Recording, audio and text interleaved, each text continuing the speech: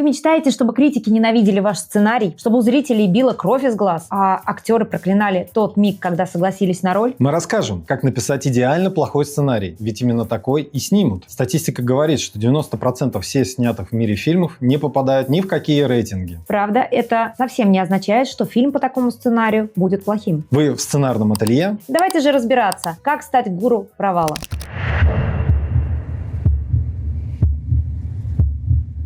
Значит, вы все-таки решили написать сценарий, который точно не станет шедевром. Что ж. Тогда начнем с основ. Итак, ключевое правило. Никаких правил. Верно. А структура? Кому она нужна? Пишите первое, что придет в голову. Завязка, кульминация, развязка. Для слабаков. Первый, второй, третий акт. 4, 5, 10. Прошлый век. Так. А это что еще такое? Что это за макулатура? Нам это сегодня точно не понадобится. Ваш сценарий должен быть непредсказуемым. В худшем смысле этого слова. А еще лучше брать крайности. Да, или закрутите сюжет так, чтобы... Чтобы даже вы не могли понять, есть ли здесь логика. Точно. Или расскажите простую историю про эпичный поход мужика за хлебом, в котором даже стены ему помогают. И выявляйте дыры в сюжете. И оставляйте. Зачем кому-то объяснять? Сами поймут, не маленькие. Точно.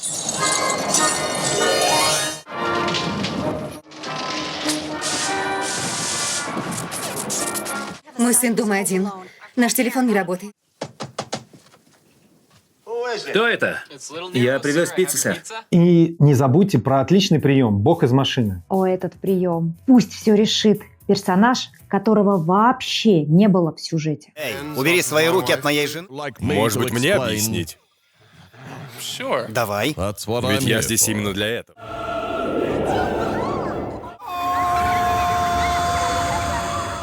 У кого еще есть критические комментарии?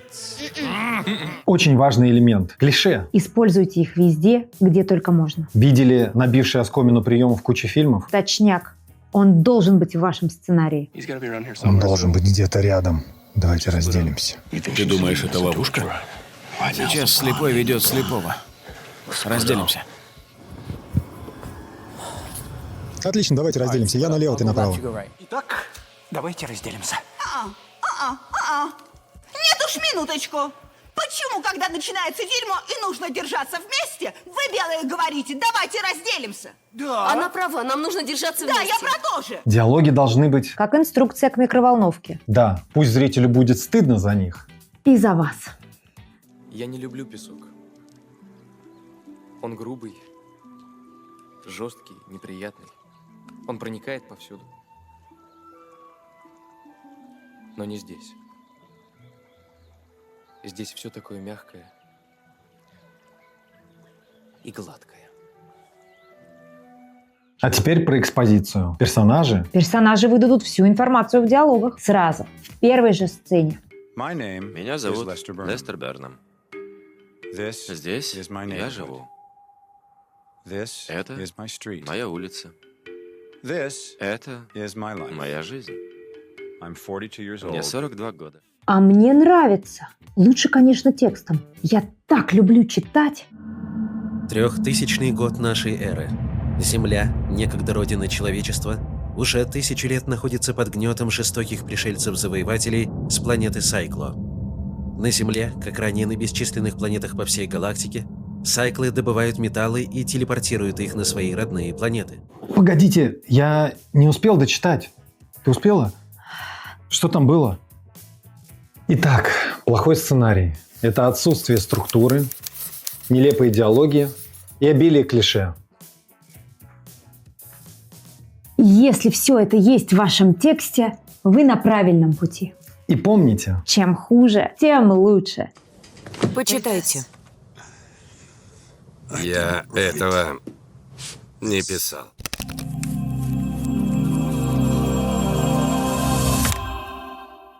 Он гений.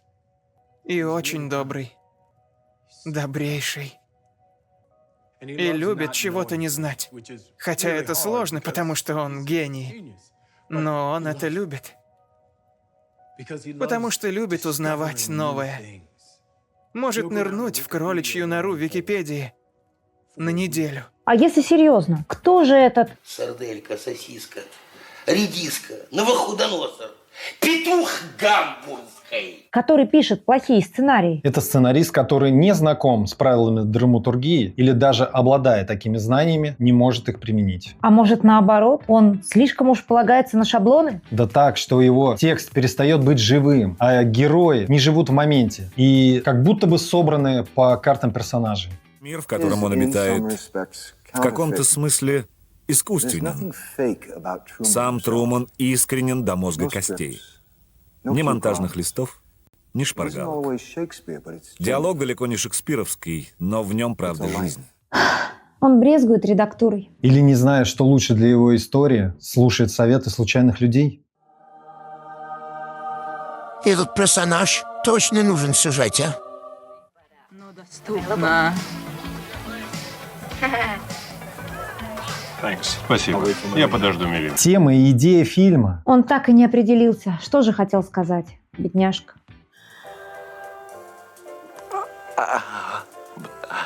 Ты что, глухонемой, что ли? Да. А может, он готовит свой сценарий для продажи в аптеках вместо снотворного? Засыпание гарантировано после 20-й страницы. Хотя до нее еще надо как-то дотянуть. Особенно, если он не выдал персонажам мотивацию. И правильно. Пусть идут на шару. Поправят на монтаже. Ладно, и так сойдет. Зажарься как-нибудь. Такой сценарист всегда на хайпе и следит за трендами. Да ладно. Он просто тырит чужие идеи с минимальными изменениями, не неся ничего нового миру. Ресерч. Нет. Зачем разбираться, как работает, например, полиция? Да. Если главный герой детектив, то он может расследовать по гороскопу. Мне насрать. Он делает ряд твистов, вешая чеховские ружья направо и налево. Но они никогда не стреляют, потому что он надеется на случай, который все сведет воедино. Мы забыли суперважное. Господи, что? Сценарист. Не единственный, кто пишет сценарий. Я думала, мы детей забыли в магазине. Не в этот раз. Еще не надоел этот мерзавец, его никто не знает. Но он все время рядом с вами что-то нашептывает. Сценарий могут переписывать режиссер, продюсер и даже актеры. Ну, спасибо, что не костюмер с гримером. Или и они тоже. И это мы еще не говорим про сценарные комнаты, где сценарий – это коллективный труд ряда людей. Ты опять?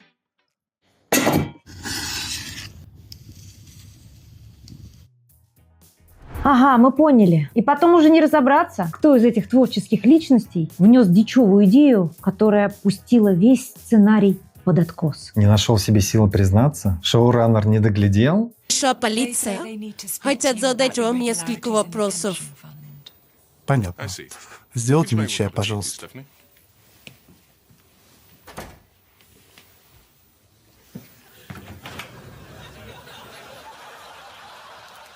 Эй, погодите, не все еще потеряно. Ведь сценарий – это круговорот драфтов. Такое же искусство, как и скульптура. Как Микеланджело. Ты удар за ударом высекаешь своего Давида. Именно так. Он потрясающий. Он умеет терпеть и бороться.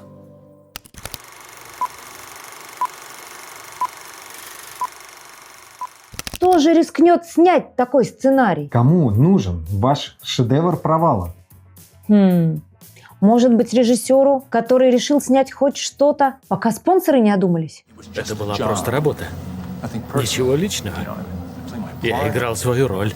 Немного импровизировал. Или он получил деньги из бюджета на безвозврат? Может быть, он просто уверен, что чем больше экшена, тем меньше вероятность, что зритель заметит отсутствие сюжета. Проходите мимо, здесь не на что смотреть. Пожалуйста, разойдитесь. Здесь не на что смотреть. Прошу вас. Или он свято верит в CGI и слоумо, что они способны исправить даже испорченную сцену двух героев в диалоге в лифте. Да не, он просто не прочитал сценарий до конца и не попытался привнести свое видение в текст. Не читал, не читаю и не собираюсь читать. Я вообще не читаю беллетристику. Он не обращает внимания на качество актерской игры и монтаж. Главное для него – это завершить проект и уложиться в дедлайн. Всех затыкаем деньгами, стираем все диски и съебываем нахуй. Спасибо, Армения, за налоговые льготы. Раскадровка. Что это? Уверен, это пустая трата времени.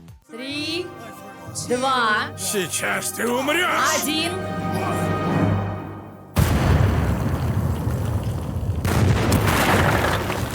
Ебать. Нет, но не тот мост. Его кредо «снимем как получится, а там посмотрим». И зачастую это приводит к неожиданным результатам. Такой подход делает каждую сцену уникальной. В худшем смысле этого слова.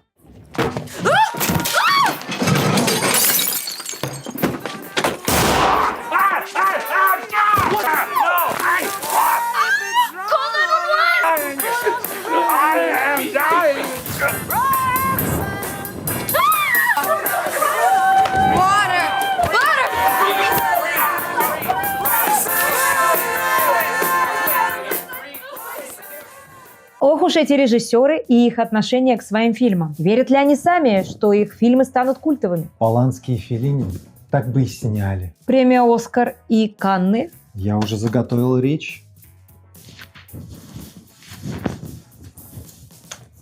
А с фильмом-то что? Этот фильм войдет в список лучших по версии. «Золотой малины»? Хотя бы так. Этого режиссера и его шедевр запомнят.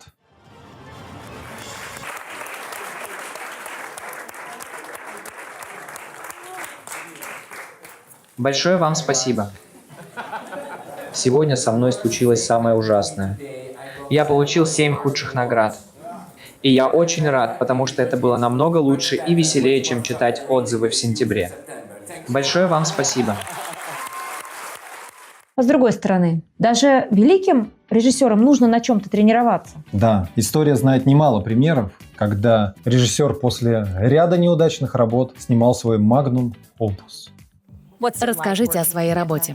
Это ад. Жестокая, безжалостная мясорубка. Вчера я ехал домой и плакал, и сегодня я ехал на работу и плакал. Что вы любите в этой работе? У меня горб от стресса и проплешины в бороде, где волосы не растут. Простите, какой был вопрос?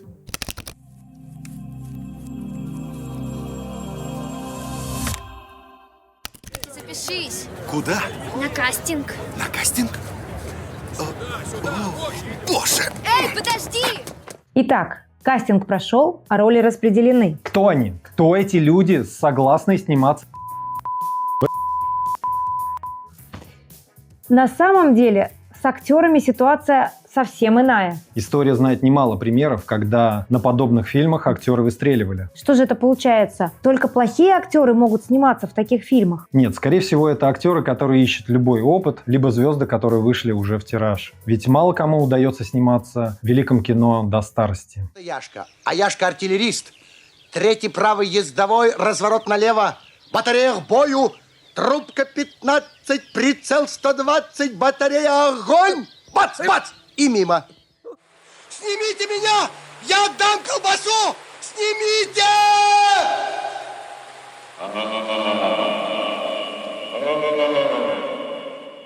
Нотр-Дам-де-Пари. Что в переводе означает «Собор Парижской Богоматери». Какой матери? Парижской. Богоматери. Я аз есмь. Житие мое. Паки. И же Херувимы.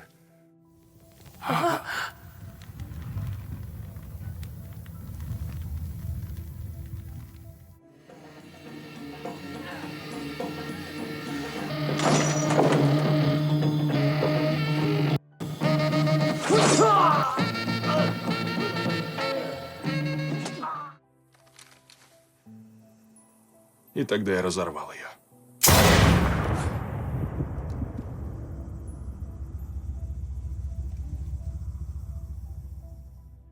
Да, я посмотрю. Убери руку. Боже. И я всегда Я всегда выходил на намеченную глубину. Богом клянусь, выйду и здесь на глубину 800 футов.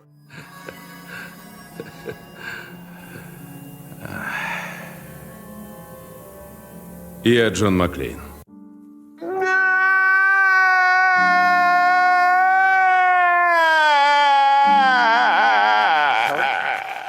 Ну да, актерская игра не привязана к плохому сценарию, и хороший актер может вдохнуть жизнь даже в мертвого персонажа. А для начинающих актеров это возможность и шанс показать себя, попасть в индустрию, даже если этот проект обречен на провал. К счастью, талант плохим сценарием не убить. Его можно только раскрыть. Я думал, дело в том, чтобы следовать своему сердцу, Эл.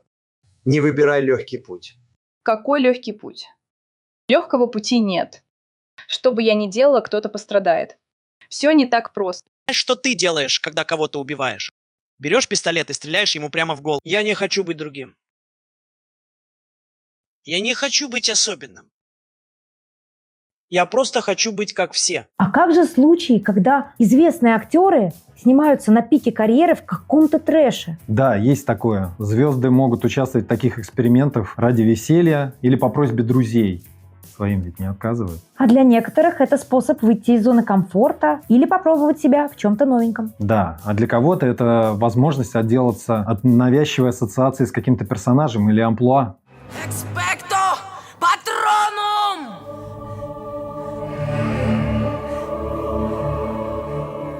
Звучит пипец как стрёмно, но надень мне штаны, у меня к рукам стволы прикручены. Такие дела. Да, ты прав, звучит стремнее некуда.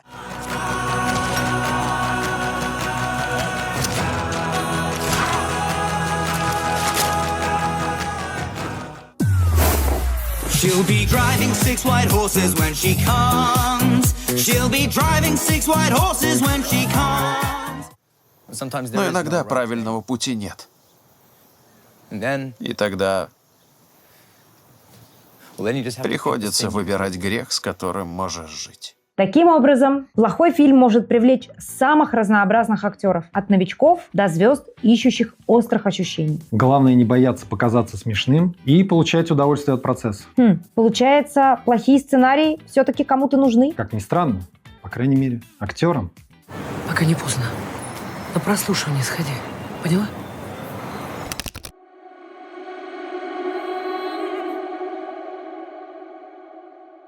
Пожалуйста, занимайте места, фильм сейчас начнется. Пожалуйста, занимайте места, фильм сейчас начнется. И вот, наконец-то, мы подобрались к ключевому вопросу. Какому? Кто? Кто же эти смелые люди, которые смотрят фильмы, снятые по плохим сценариям? Да, хочется спросить, кто эти несчастные и зачем они ходят в кинотеатры на это? Погоди. Возможно, это те, кто повелся на знакомые имена на афише, думая, что это гарантия успеха, а в итоге... Чистый кашемир. По крайней мере, так сказал уличный продавец. Ну-ка, действительно мягонький. Знаете, я... Привет. Острые соусы.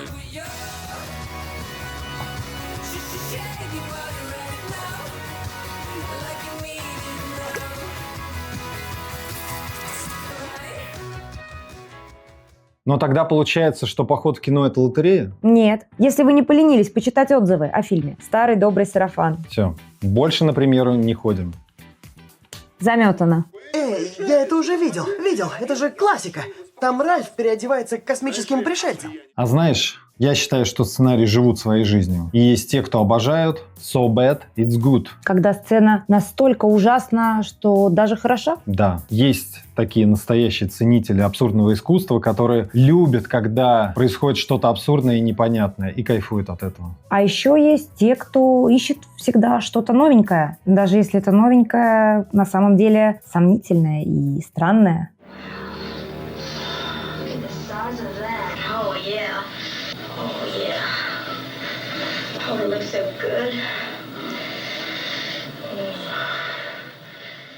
А вообще, плохие фильмы иногда даже становятся легендарными. Ага, если не считать только, что они могут стать своеобразным испытанием для настоящих киноманов.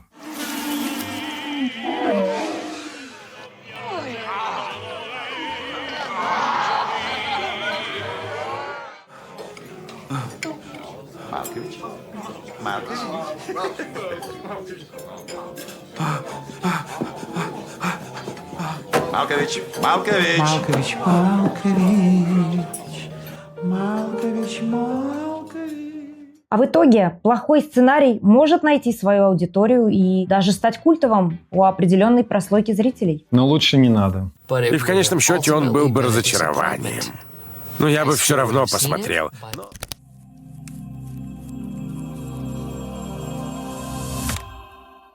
И если вы узнали в этом свое творчество, тогда стоп. Хотите писать хорошо? Тогда делайте все наоборот. Давайте своим героям мотивы, а не шаблоны. Пишите диалоги, которые захочется цитировать, а не стирать их из памяти. Не бойтесь отстаивать свою точку зрения. Если кто-то хочет влезть в ваш сценарий, то меняйте его только если это пойдет на пользу вашей истории. Сценарий точно не будет плохим, если через него вы попытаетесь ответить на вопросы. Какие еще вопросы? В чем сила? Разве в деньгах? Эй. Зачем спасать такое дерьмо, как я? Хочешь знать, откуда эти шрамы? Жить монстром или умереть человеком?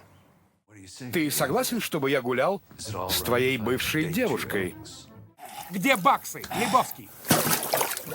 Где баксы, Лебовский? Да нет, вопросы, которые не дают вам спать по ночам. В общем, пишите такой сценарий, который вы сами хотели бы посмотреть в кинотеатре. А если чувствуете, что сценарий не идет, бросьте его к черту. Что? На пару дней почитайте, отдохните, погуляйте. Сиганите со скалы. С парашютом?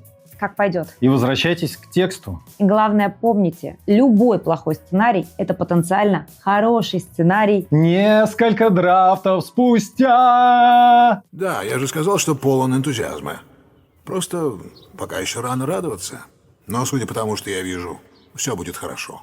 Да, мы понимаем, что между фильмом и сценарием большая разница. Ведь хорошо написанный сценарий не гарантирует хорошо снятого фильма, равно как и плохо написанный сценарий не гарантирует, что такой фильм не заметят какие-то конкретные зрители. Добавим еще, что знание основ сценаристики не обязательно приведет к написанию хорошего сценария. Ведь для создания поистине вдохновляющей истории нужно вложить весь свой жизненный опыт, свои таланты, а еще сделать качественный ресерч.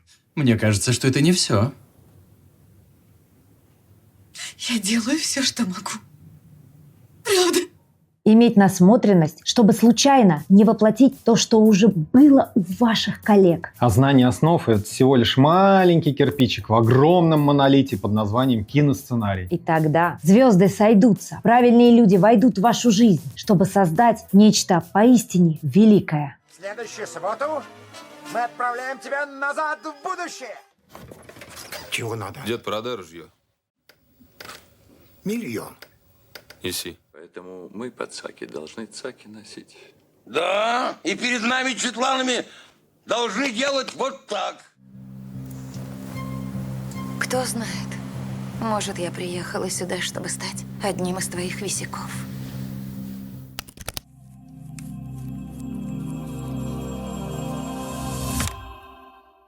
Итак, сегодня мы узнали, что плохой сценарий может быть не только испытанием, но и источником вдохновения. Так пусть же он будет не скучным, ведь все мы приходим в кино за впечатлениями и эмоциями. Главное, чтобы авторы не боялись экспериментов и смотрели на неудачи с юмором. Я вспоминаю, каким я был тогда. Поговорить бы с ним. Я бы попробовал вразумить его, объяснить, как устроена жизнь.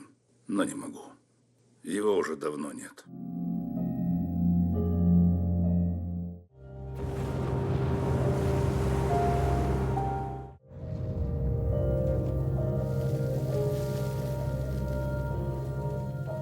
А мы благодарим, что вы продержались так долго и были с нами до самого конца. А если у вас есть что добавить или не терпится поделиться своим мнением с нами ваших плохих сценариев, мы ждем вас в комментариях. Мы всегда на связи. Подписывайтесь на наш канал и оставайтесь с нами. Будет интересно. ЗТМ. ЗТМ.